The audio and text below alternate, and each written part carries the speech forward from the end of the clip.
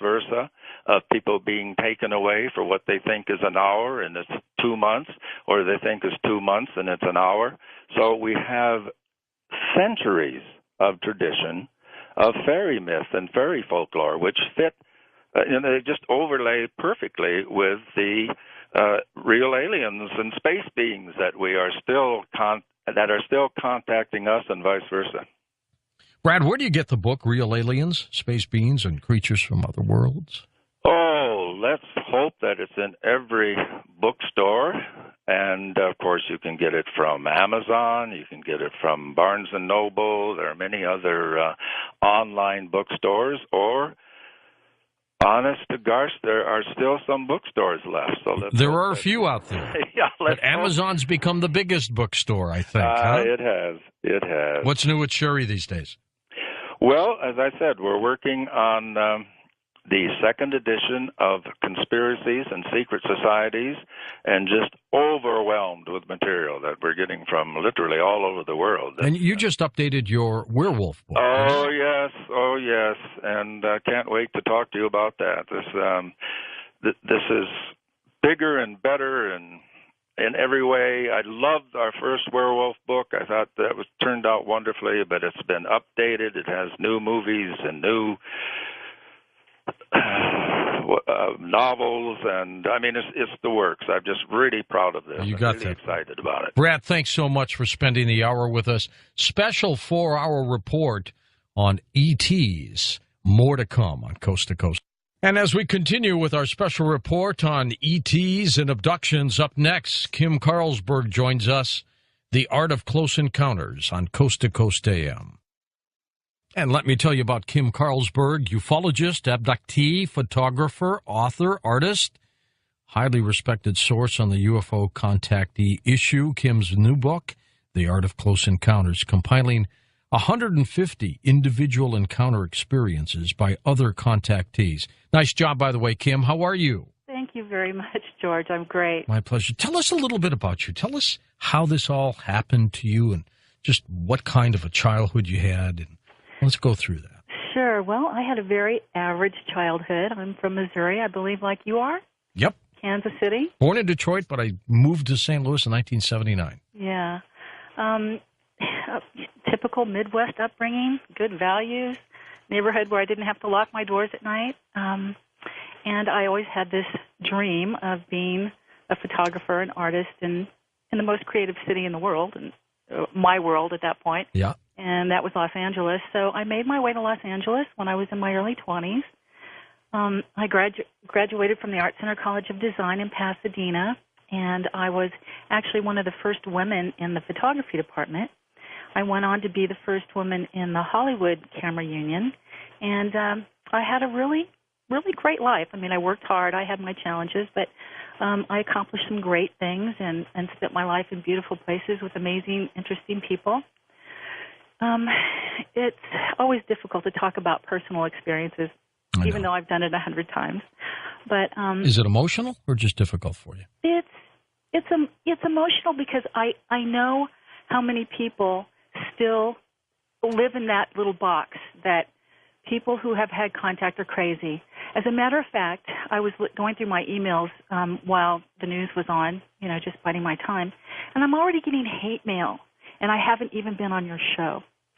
So I just, I want to... Yeah. There are haters out there. That happens. Yeah. So I'm just, I'm going. I shouldn't have opened that email before the show, but that's over. They're 15-year-olds who have nothing to do. Yeah. But, my experiences started in 1988, and like I said, I was doing really well. I just graduated. I was working in Hollywood. At the particular night that changed my life forever, I was working on a movie called Pee-wee Big Top with huge circus animals for an entire week, and it was a strange enough week to begin with. But I was really exhausted. I was living with my boyfriend in Malibu on the beach. Not bad. Yeah, no, it was great, actually. Sunset Boulevard and PCH, you probably know it. Know it well, yeah. Yeah, the LA area. There's a house there that's on the historical record. And it's about a block north of Sunset, and we lived in this beautiful old mansion with these 3 huge windows that overlooked the entire Santa Monica Bay. Greg, my boyfriend at the time, was a pentathlon, so he was always early into bed and early to rise. So when I would come home late on shoots, he'd already be in bed. Yeah. So this night, I, tiptoed into the house. I went to the little, refrigerator, grabbed a beer, popped it open, hadn't even had a sip yet, sat down at the window, put my feet in the seal, and I noticed this light on the horizon at the south end of the Santa Monica Bay, down by Palos Verdes. And this light was just too bright to be a star. It was too low to be a star. It was too high above the horizon to be a boat, and it just captured my attention. I stared at it for a few minutes, and the next thing I know, this thing shot across the bay in an instant, in breathtaking speed, and landed at Point Doom. So at that point, I thought, oh, my God, I've just seen something entirely out of this world. Greg's asleep behind me, but by the time I get back there to wake him up, at the rate this thing moves, it's going to be gone by the time I get back. So I continued to stare at it. A moment later, it popped across the ocean again, and it hung in front of my window, about, 20 feet away. Jeez. It hung over the beach, and that was my first sighting, my first conscious sighting. It hovered a few minutes, took a dash across the sky, disappeared into the stars, and disappeared forever. Do you think it was trying to get your attention? It certainly got my attention. Absolutely. Yeah. 2 weeks later, I woke up into my first abduction scenario. So I can't dismiss that was some kind of wake-up call. Or it just couldn't have been a coincidence. Or maybe it already happened the night before and you just didn't have any recollection. It could have been. It absolutely could have been. Most people have contact. It starts in childhood. Yes. And continues throughout their life. So, it could have been. Describe this object, if you can. I called it the moon over Malibu. It was about 40 to 50 feet in diameter, like the moon, like this white glowing orb in fog. And I thought I saw the silhouette. Now, I'm a photographer. I'm pretty visual. The silhouette of two entities in the craft. But I'm not sure about that. You know how the moon, you see the face of the man in That's in the right. moon? That's right. It had that kind of look to it. Exactly. So a couple weeks later, I came home from another shoot, went to bed as usual. Greg was asleep. He was always sleeping. He slept a lot. He slept early, but he got up early and he worked hard. Sure. I went to bed, woke up, and I was no longer in my bed. I was in what I thought was an elevator. I was naked, and I was paralyzed. My nose was pressed against a cold. Were you conscious? Totally, absolutely conscious. Okay. My nose was pressed against a cold door. My ex-boyfriend from many years previous was standing next to me. In the elevator? In the elevator. He was naked and paralyzed, but he was completely out of it. I could tell he had no idea, that he was not conscious and he didn't know what was going on. Okay, so no reaction from him at all? Completely numb. Yeah. And then I started receiving telepathic information, I believe, for the first time in my life. I knew there was a woman standing next to him. I couldn't see her, but I was told somehow that she was a makeup artist. Next moment, the door opens from the middle like an elevator door, pulls apart. We're pushed from behind into a large room with hundreds of tables that are only a couple feet off the ground, and these tables are filled with unconscious human beings. And at that time, I had never heard of abduction or the Greys, and I noticed there were hundreds of these little tiny off-white beings running around this room doing things to these human beings. This must have been a huge room. Huge room. I couldn't see the ends of the room. Okay. Yeah. And at that time, I coined them the anorexic Pillsbury Doughboys. That was the closest thing that came to my mind. And the story began there, and I had 8 years of constant contacts until I learned how to make them. Now, these beings, were they scurrying around all over the place? Were they dressed? Or were they just all gray, skin-like? They looked like the anorexic Pillsbury Doughboys. It was like they were naked, or maybe, It was a covering of some type. Yeah, some kind of plastic covering, because it had no definition whatsoever. Big heads, big eyes. Big heads, big eyes, about 3.5 feet tall, very indescript. They were doing things to these humans One would be at the head of the human, and the other would be at the wrist, and the other would be at the genitals. And all of these human beings were unconscious, and I knew that I was going to be on that one of those tables next. Was there any sound at all coming from anybody there? Only me. Only you? Only me. What were you saying? Oh, my God? I started screaming at the top of my lungs. There were 4 entities to the right outside of the elevator in this room. Everybody seemed to be unconscious or in a different state except you. Yes. Did they do that by accident or on purpose? I don't know, George. I just tell people, I'm Irish and I'm hard-headed, and I realized when this was going on that I had probably been putting out this message to them that I wanted to be conscious for many, many years. When you screamed, did they all look at you? When I screamed, 2 taller grays that were in kind of a uniform walked up to me. One slapped me on the back of the neck, and I knew that I was going to be unconscious any second because it felt like I had just been anesthetized. Well, slap you to hurt you or again, to do something? To knock me out. When Okay. he slapped me on the back of the neck, he put something in me that was meant to knock me out. Okay, like he had a shot or some kind of injection? Yes. Okay. Another tall gray came up and within 2 inches of my face with these huge black eyes stared at me just waiting for me to collapse. And then he was going to catch you, I guess. I don't know. I never made it that far. So down you went, right? You were out. I went out. I went completely out. I woke up later in a small room sitting on a table with one of the grays sitting next to me. And I was in the room that I was in was very dark. Sitting on the table or lying down on it? No, he was actually not. I don't even think he was on the table. He was just to my left. Okay. And I was concentrating on this arched doorway because the room outside was very well lit. Did it look like you were inside of a craft or a building? A craft. Okay. Yeah. Now that I know the difference, because I've been taken to many different places. And at this point, a being appeared in this arched doorway, and because the room outside was, brightly lit, and the room I was in was dark, she was almost silhouetted, and I could see that she had this patchy blonde hair, and that it was female. And I started screaming out to her. I said, "I'm a female. Don't you see how you're a female? Don't you see how terrified I am? Won't you please help me?" And I forgot the point. I thought she was going through chemotherapy because her hair was so patchy. Okay, and that was I see. one of the like almost baldish. Yes. So while I'm screaming out to her for help, she just sent me this huge telepathic communication. Why don't you stop being such a big baby, and this will be over with soon enough? Trying to calm you down. Actually, she was just being rude. A rude E.T. She was rude. She was angry. She had had enough of me.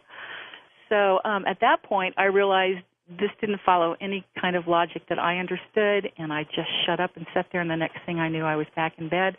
Greg was exactly where he was when I was taken, and, Or Kim, how do you know this wasn't one incredible dream? Are you dreaming now? I don't think so. Okay. But who knows anymore? Yeah, well. I could be living in a dream That's for all true. I know. My dream state could be my real life.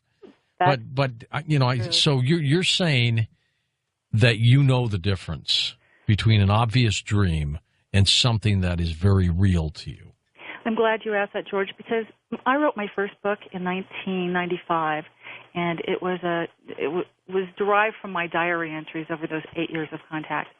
And I purposely named it Beyond My Wildest Dreams because after studying this phenomenon all these years, I realize, and I know how crazy this sounds because it all sounds crazy, so I'm not going to edit at this point. I do believe that there's an element of other dimensionality to these scenarios. And I believe that our consciousness was created for this 3D reality, and that when we are taken out of it, it's like you're taken out of the air and thrown underwater. It's similar to being, awakened underwater. You know that you're in a different atmosphere, a different environment that you're not used to. It's hazy. You don't understand it. You can't breathe. It's like that. And I think the more my experiences went on, my consciousness adapted to this other environment, and I became totally conscious during these experiences. Now, this is, just one part of the theory or, the idea of what goes on, but it is definitely a big part of it. And I wanted other people to know. I've heard so many people say, well, I had a dream, I had a dream, I had a dream. Mm-hmm. And it's a typical alien contact. But they weren't set up consciously to comprehend it like that. Well, okay, let me ask you some questions about this abduction of you. Yes. What do you think they wanted? I know what they wanted. All right, what do they want? They wanted my DNA to create hybrid races. And what are they going to do with these hybrids? That's a really good question, and I don't know the answer. I have thought several things. One, they need these hybrids for their own planet. Okay. But if that's the case, I'm thinking, well, maybe their planet has changed, and these hybrids are the only thing that are going to be able to survive after they die off. So I thought about that. Mm-hmm. The other possibility that they're going to bring them all here mm-hmm. when something happens to this planet, or they're going to eliminate us all and bring them here. If I had to choose door number 1, 2, or 3, Yes. I would choose door number 2. They're going to bring them here. I believe some of them are already here. Why do they want to mix them with us? Maybe to create a better race? Absolutely. I've met many of my hybrid children, and they are exceptional beings. They are so superior to the Greys and to the humans in so many ways because they've got the best of both worlds, the best of both species. Well, I've long suspected that if ETs were monitoring this planet, they would probably have to come to the conclusion, generally, because there are a lot of great people on this planet, and I think more so than bad, but they'd have to make a conclusion that this is a crazy, crazy civilization, that it's a warmonger civilization. It hates, and it does some very horrible things. We are the children with the guns to them. We are an inferior race. Even though they may have created us, we are still inferior in our spirituality and our technology and our respect for each other and the earth. We have so much evolving to do, and I believe they are trying to help us evolve.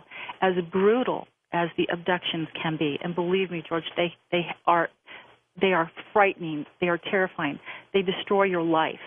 But all that said, my opinion is they are trying to help us. They're creating these hybrid races. They're beautiful. They're amazing. They don't do it lightly. When they create a child and they present me with a child and it's healthy and has a wonderful consciousness, they're so proud, and they want you to be proud with them. I met my daughter, April.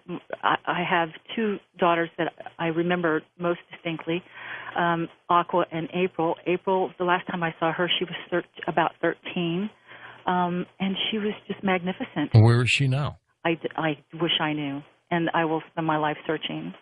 I believe she's on a craft somewhere.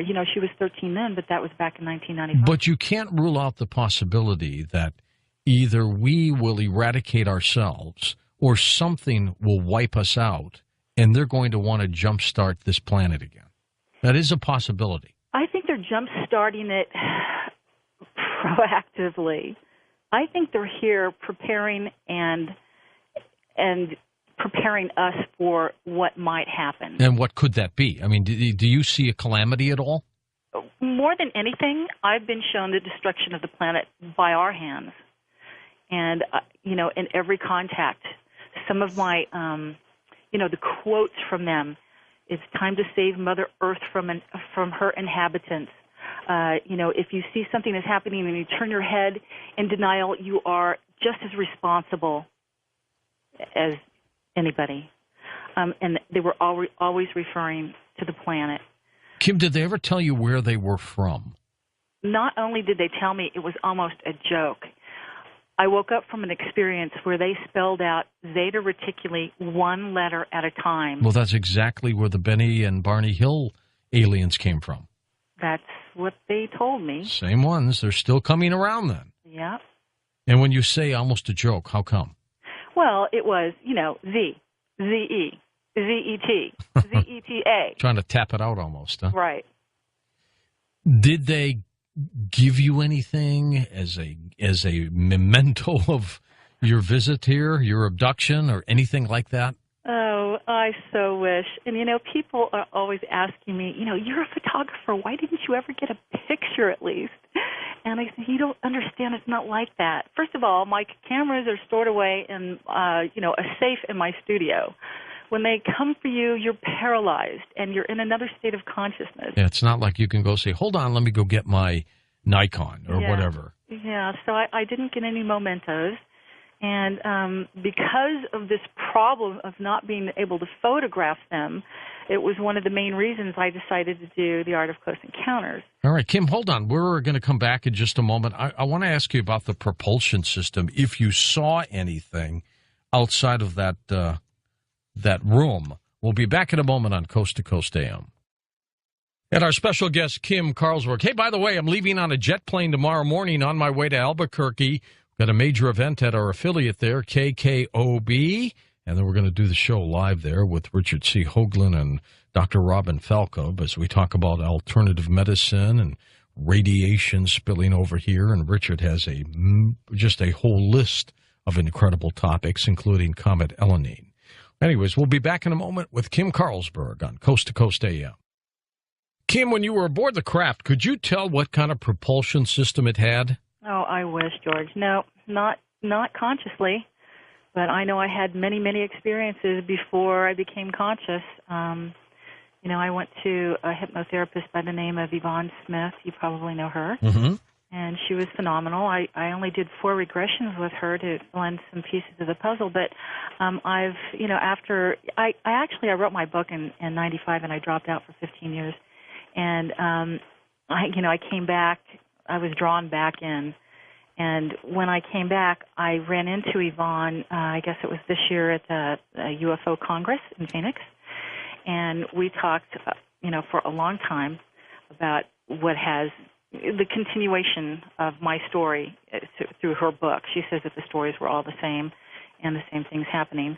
Let's see, what was the question? If you knew about the propulsion system. The propulsion, that's right. So tried to trick me, didn't you? Yeah, you did. Anyway, I was going to ask Yvonne to take me back a few times in the near future because there's some things that I know that I don't know. And perhaps those are one of them. I know that one time I was shown a wall full of glyphs, and I didn't think much of that until I met Stan Romanek, and he talks about the glyphs, the language that they showed him, and it turned out to be something really important. So, I know there are a lot of things that I don't have conscious recall of. Well, do you think you were in just a one room of this craft, or were you in the entire middle of whatever this craft looked like? Well, I had to have been in several rooms. Speaking of Yvonne Smith, one of my very first regression, I found myself, I was strapped to a table in an examination room, and I was surrounded by 4 grays, and there was a woman standing over my shoulder in the background holding a red rose.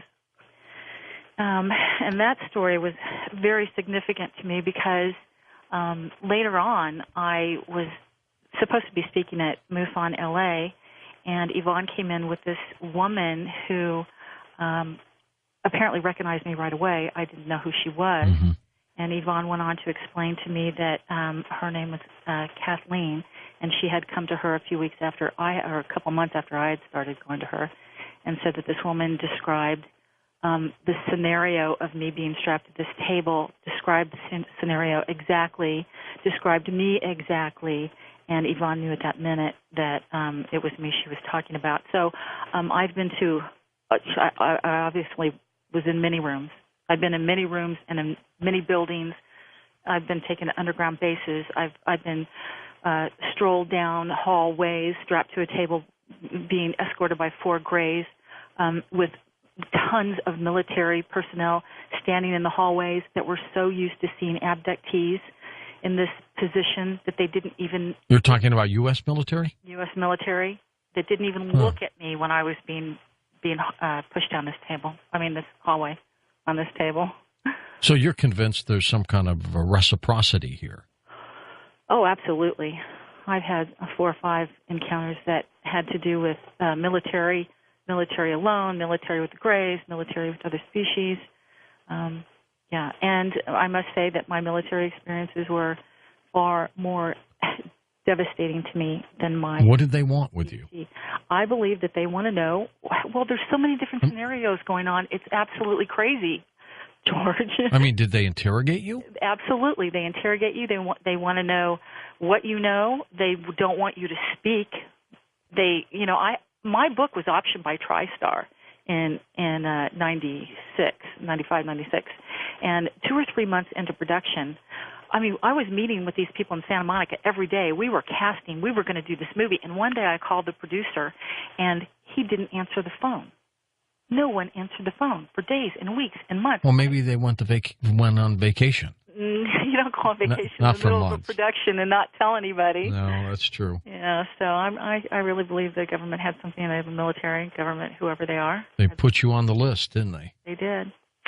I've been chased by black helicopters. Well, what did the military want in this interrogation? Was it obviously something that they weren't getting from the ETs they needed to find out from you?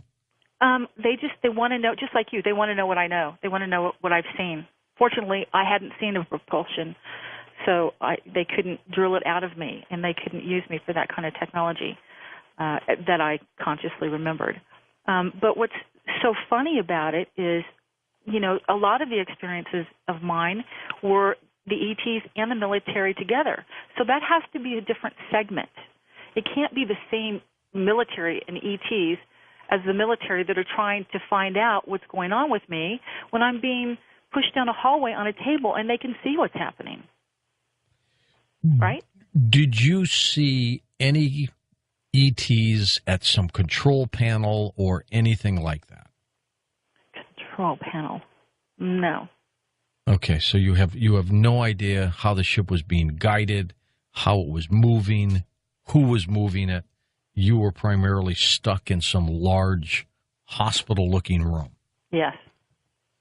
Do you know if you were taken any place? Do you know if this craft was merely sitting on the surface of the planet here, or were you out into space somewhere? I have been taken to a place a couple of times that I can only describe as another planet. One of my experiences that happened over and over again, I would wake up terrified because I had been put into a tank of liquid and forced to breathe in the liquid. Like dunked? Yes, like put into a tank of liquid and the lid put on. So I couldn't go up. I had to stay under the liquid until I had to breathe in. And when I did, I always expected to die. And each time I didn't die. So you could breathe freely underwater. I could breathe in this liquid, whatever it was. Whatever it was. And it forced me out of my body. I would find myself hovering over my physical body looking down. Now, I don't know if that was from the stress and the trauma of knowing that I was going to breathe in this liquid that I left my body.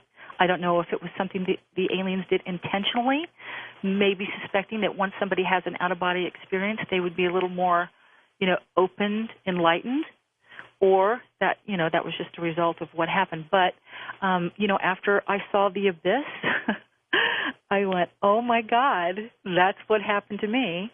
And in several experiences, when I woke up in these places that I can only describe as another, environment, not of this earth.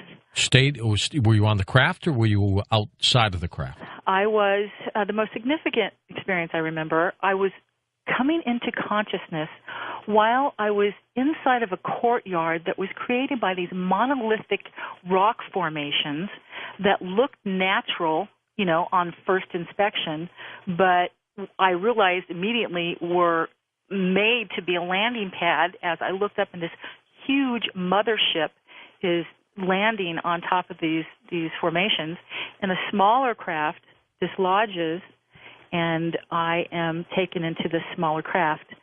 I went unconscious. I woke up back. At that time, I was actually camping in a place called China Lake. It's in California. Yeah. And little did I know that it was actually China. I was told it's a beautiful place to camp. It's absolutely gorgeous. But after my experience, somebody said, well, don't you know that's China Lake Naval Weapons Station? And I, maybe that had something to do with it. What can you say about this planet they took you to?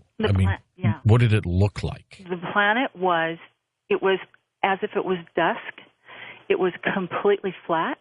You know, I live in Sedona now, and it had that Arizona that desert look to it. Yeah. Any buildings? No building. Well, no buildings in this particular experience, but in another experience there were buildings. This may not have been their planet. It may not have been, but I kind of assume it was because, I've heard that Zeta Reticuli might be like a desert planet. I don't know. It was just an assumption.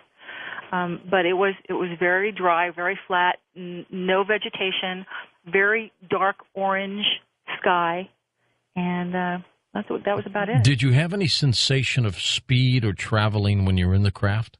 I mean, did you feel like you were moving? No. Not. Or no motion at all? No, just like I was sitting here in this chair. It was very solid. And does it make any kind of noise, the craft from within? Humming, anything like that? No, the only noises I recall are, when they were coming to get me and I was in my bed, they would always paralyze me, and I would feel this buzzing sensation. I would hear a buzzing and feel a buzzing throughout my body.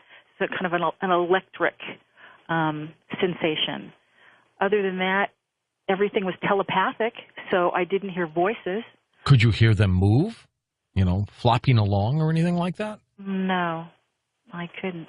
Did they move or did they float? Did they move or they float? Well, the first experience, when I saw hundreds of those little guys kind of hovering around. Hovering or walking? Hovering. See? I don't recall them stepping. They just kind of seem to be kind of like buzzing around. They're little hovercrafts. Yeah, well, no, their bodies. Yeah. Not in the craft. No, but their bodies were like little hovercraft. They didn't. Yeah. Maybe they weren't even touching the ground. Maybe they didn't seem to be expending any energy like we do when we walk. So, but I have to tell you the end of the story about the other planet. Go ahead. Yeah, so when I was returned to my tent in China Lake, I was actually camping with a good friend of mine who was also a contactee. And it was really late. I could tell it was late. The tent was hot. She pulls open the tent and shoves a cup of coffee in my face, and she goes, I thought you were never going to wake up. And I said, oh, my God, I had this amazing experience last night. She looked at me, and she said, oh, my God, so did I. And I said, I don't want you to say a word. I want you to find 2 pens and 2 pieces of paper. I want you to go to the opposite side independent of the camp.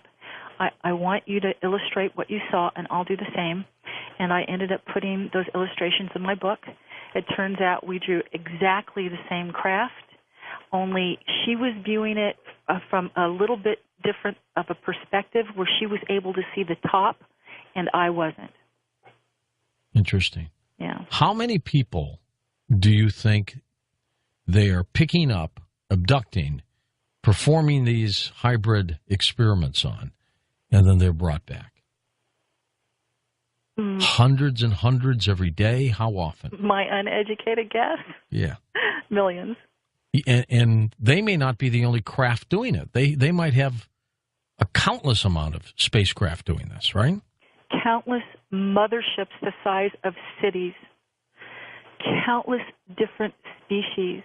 I alone, in my 8 years, experienced 8 different types of ETs. So in my one little life, there was so much going on. I mean, I literally saw hundreds of people in these experiences. And I've met hundreds of people over the years in my research and my speaking engagements and my encounter groups, whatever. I've met thousands of people. I get thousands of emails. I mean, it's just, George, it's everywhere. It's in every country. It's going on all the time. And, you know, that hate mail that I got when this evening began, it just makes me realize how much more important it is that I speak out and that people like me speak out so we don't have to live in this kind of ignorance. I mean, this is, you know, I heard Brad earlier saying, and you saying you don't think disclosure will ever happen. Right. You know, I was the first woman in the cameraman's union. I was the first woman in the photography department where I went to study. I've seen a lot of firsts in my life that people said will never happen. You know, the woman will never get the vote. You know, I believe that we will see disclosure, but it's not going to come from the government. It has to come from us. And like you said, an accident will make that accident happen. It will not come from government. Right. So, you know, we've got to do the job. Do you believe that these ETs are doing what they're doing with the government's help, or is there's nothing they can do to stop it? I believe it's a little bit of everything, you know, because there are so many different ET species interacting with us. There are different agendas. I believe the ETs can do whatever they want to do. They obviously have superior power, but and I do believe that our government is hiding technology. So it's not cut and dried. It's all of it, and that's what makes it so confusing. Are you glad that you're an abductee? Yes. And I can't believe I said that. That's the first time I've said that outright in my life. Really? Yeah. I always tell people I wouldn't wish it on anybody, but I got so much out of it in so many different ways. Now that I look back on this long life of mine with all this high strangeness, I do want to thank them for letting me know the truth about our grander cosmos, our grander reality. I like waking up knowing that we're living in lies, as hard as that is to say, because I've been granted the truth. I know the universe. I know that it's this beautiful, abundantly occupied multiverse of all these different beings, and it's so rich. My interactions with the ETs have given me extra powers, you know. Our communication is telepathic, so that has activated my telepathic ability. Is this still happening for you? No, not like it did before. Do you wish that would happen? No. You're glad that part is over. Yeah, the hybridization process was brutal, like I said. I don't fear that anymore because I'm older. I'm not going to be used for that kind of thing anymore.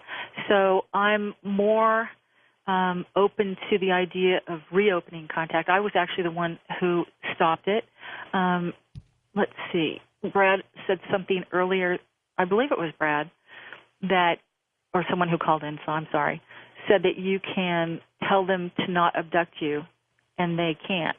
Well, yeah, that was a caller. Yeah, I don't know how easy it is to tell them no when you're paralyzed and you're strapped to a table. It took me 8 years.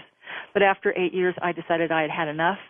I wanted the abductions to continue because I wanted to know what was really going on. And it took me 8 years to figure it all out. And then after 8 years, I said, okay, I get it. I know what's going on. It's time to stop.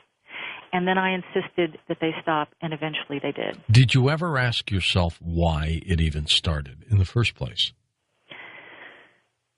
Sure, all the time. Why me? Why you? Why me? And all I can conclude is from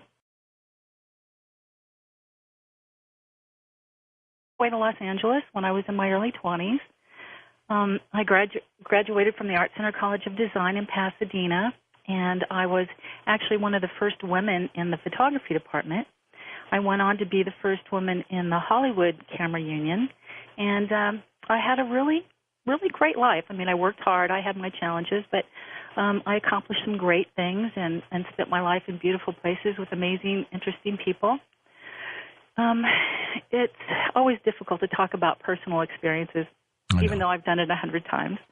But is it emotional or just difficult for you?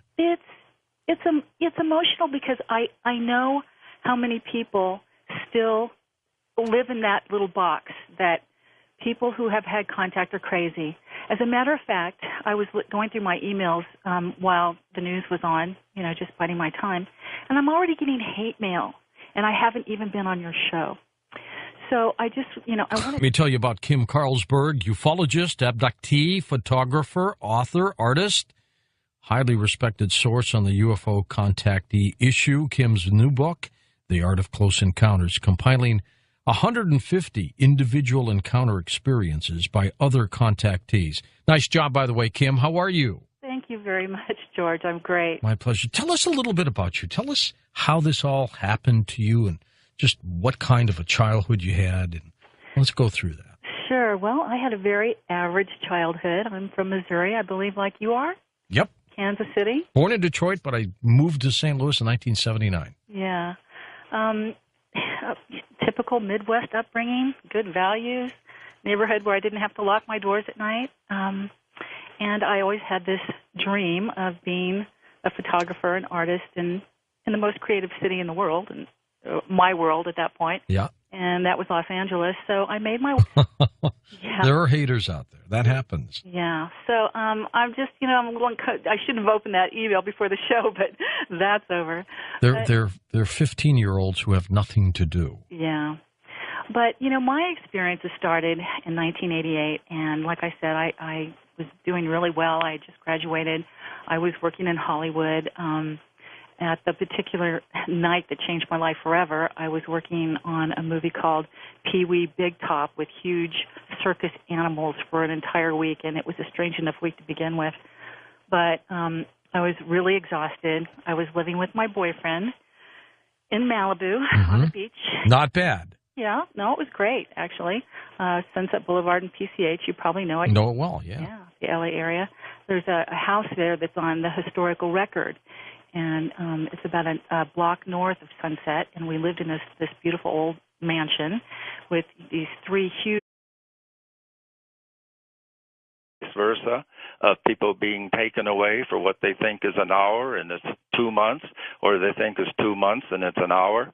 So we have centuries of tradition of fairy myth and fairy folklore, which fit, they just overlay perfectly with the real aliens and space beings that we are still contacting us, and vice versa. Brad, where do you get the book, Real Aliens, Space Beings, and Creatures from Other Worlds? Oh, let's hope that it's in every bookstore. And, of course, you can get it from Amazon. You can get it from Barnes & Noble. There are many other online bookstores. Or, honest to gosh, there are still some bookstores left. So there are a few out there. Yeah, but Amazon's become the biggest bookstore, I think. Huh? It has. It has. What's new with Sherry these days? Well, as I said, we're working on the second edition of Conspiracies and Secret Societies, and just overwhelmed with material that we're getting from literally all over the world. And you just updated your werewolf book. Oh, yes, and I can't wait to talk to you about that.